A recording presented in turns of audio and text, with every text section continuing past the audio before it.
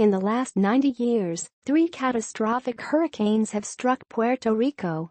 San Felipe II in 1928 and San Ciprían in 1932 triggered political and economic changes in America's largest colony that endured for generations. However, Puerto Rico remains an unincorporated territorial possession of the United States, subject to the plenary powers of Congress.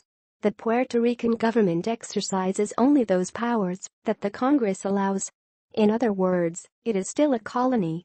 As a political economist who has studied Puerto Rican political and economic change, I believe Hurricane Maria could be another watershed moment that redefines U.S. treatment of Puerto Rico, the neglected island. In 1928, things were not well in Puerto Rico. 3 decades of U.S. colonial rule had transformed Puerto Rico into a vast sugar plantation controlled by absentee corporations and a prized military base for protecting the Panama Canal. A classic study of Puerto Rico noted that thousands are undernourished or actually starving, while the products of the island bring more than $100 million a year. Disease is present everywhere. Luis Muñoz Marin, arguably one of Puerto Rico's most famous political figures, wrote that Puerto Rico had been converted into a land of beggars and millionaires. It is Uncle Sam's second largest sweatshop. Puerto Ricans wanted to reform the colonial system that was responsible for these woes.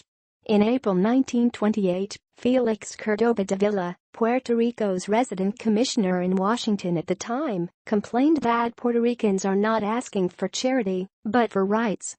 Then came Hurricane San Felipe II, a Category 5 hurricane.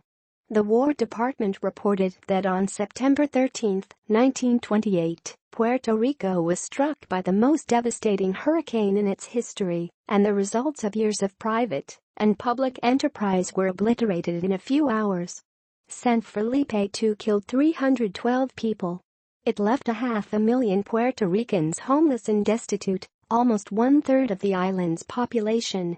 Property damage, estimated at $85 million, about $1.57 billion in 2017, was unprecedented. According to the Red Cross, no sector of the economy was left in a worse plight than the coffee farms. Plantations lost almost their entire crop, and Puerto Rico never regained its prominence as a coffee exporter.